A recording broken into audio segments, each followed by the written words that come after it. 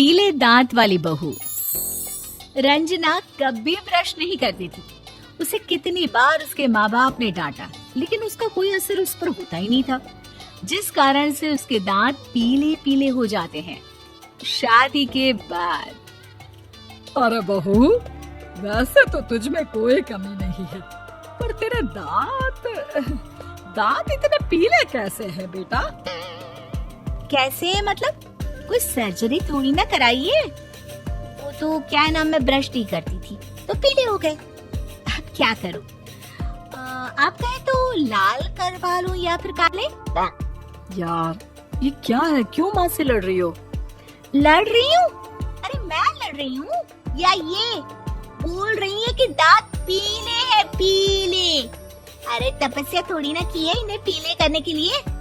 बकायदा ब्रश नहीं किया है 20 साल तक, तब जाकर। छी, कैसी बात कर रही हो? ये उस वक्त तो पीले नहीं थे जब हम लोग तुम्हें देखने आए थे। अरे तब साफ करवा लिया होगा डेंटिस्ट के पास जाकर। अब देखो कैसे पीले पीले लग रहे हैं। रंजना सास की तरफ गुस्से से देखती है। फिर शुरू हो गई पीले पीले पीले। अरे पीले तो तब भी थे जब मेरे हाथ का रसगुल्ला उड़ा उड़ा कर खा रही थी और बोल रही थी, लड़की नहीं गुणों का खजाना दे रहे भाई साहब आप। खैर, अब वो लोग करते भी तो क्या करते, पीले दांत वाली बहू पल्ले पड़ी थी तो झेलना तो था ही। एक दिन कीर्तन में रंजना गाना गा रही थी। अरे कमला बहन, माँ का द्वार है, यहाँ तो सब शुद्ध होकर आते हैं, फिर अपनी बहू को ब्रश भी नहीं करवाती तुम। दूर से पीले पीले दांत भक्ति में बाधा उत्पन्न कर रहा है। अरे कोई 2 साल के बच्चे थोड़ी ना लेकर आई हूँ मैं बहू बनाकर। अच्छी खासी लड़की है, अरे कैसे करवाऊं ब्रश? ये तो उसे खुद करना चाहिए ना। अब माँ बाप तो इसके जैसे तैसे निपटा दिए, ये नहीं सोचा कि सास कैसे संभालेगी। सास बहू को लेकर घर आ जाती है, लेकिन सोच लेती है कि अब इसे लेकर कहीं नहीं जाएगी। अगले रोज बहू कहती है, अरे क्या हो गया, मंदिर नहीं जाना क्या? कीर्तन का वक्त हो रहा है। मेरी मधुर वाणी से कान्हा जी जागते हैं और सोते हैं। आप तो जानती है ना उनकी भक्ति में कितना मन लगता है मेरा। वो क्या है ना, तबीयत ठीक नहीं लग रही है मेरी, आराम करूंगी मैं। तबीयत ठीक नहीं लग रही? अभी तो मिथुन के गाने पर नाच रही थी आप, और आप बोल रही है कि तबीयत ठीक नहीं लग रही। अरे भक्ति में मन लगा लो सासू माँ, ऊपर जाना है, क्या मुंह दिखाओगी आप? हाँ? सास को बहू की बात पर गुस्सा आ जाता है। मैं क्या मुंह दिखाऊंगी, इसकी चिंता तो ना कर, समझी? अपने मुंह की चिंता कर, जो ये पीले पीले दांत लेकर हर जगह पहुंच जाती है। पता है लोग कितना मजाक बनाते हैं। ना जी ना, मैं नहीं जाना कहीं तेरे साथ। तो ये बात है, कोई ना, मत जाओ, मैं अपने कमरे में ही बैठकर भक्ति कर लूंगी। ऊपर वाला दांत थोड़ी ना देखता है, मन देखता है, भावना देखता है। और अरे बस बस, तू सब कुछ दिखा, बस ये सफेद चमकदार दांत ना दिखाना किसी को, है? जा यहाँ से। बहू को सास की बात का कोई फर्क नहीं पड़ता, वो तो जैसी थी वैसी ही रह जाती है। सुबह नहाकर किचन में खाना बनाना, फिर खाना खाना, कीर्तन भजन करना और सो जाना। एक दिन, माँ जी मैं सहेली के घर जा रही हूँ, शाम को लेट आऊंगी। हाँ हाँ तो जाना, मैंने कौन सा तेरी आरती करनी है घर पर बैठकर। रंजना सहेली के घर जाती है, जहाँ वो पार्टी में जाने की तैयारी कर रही होती है।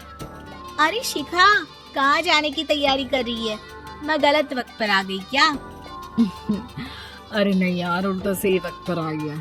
मैंने ये साड़ी और ज्वेलरी निकाली है यार, शाम को इनके ऑफिस की एक पार्टी में जाना है। बताना कैसा लग रहा है ये सब?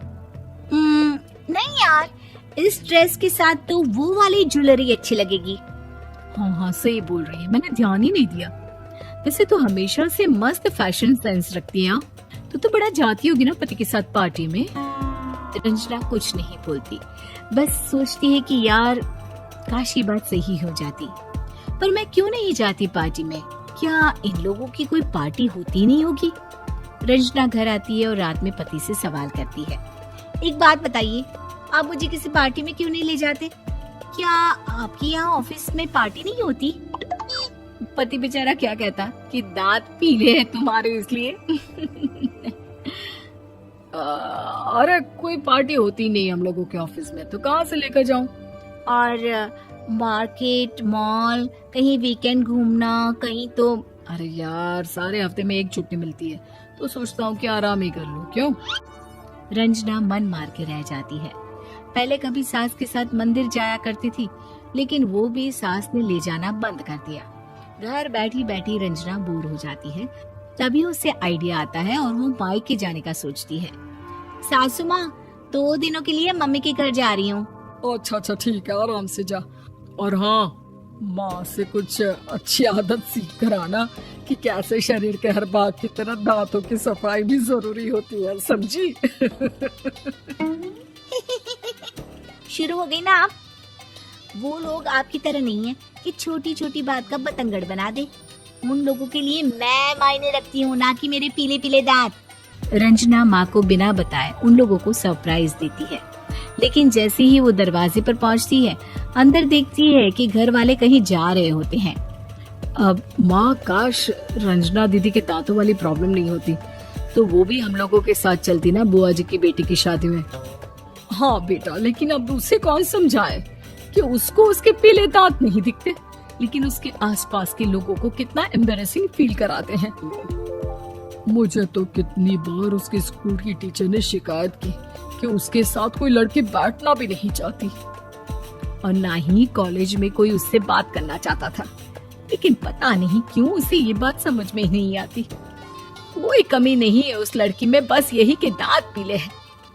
वो तो भला हो जीजा जी और उनकी माँ का, जो दीदी को जैसी है वैसे ही रखा हुआ है। रंजना को अपने घर वालों की बात सुनकर बहुत दुख होता है।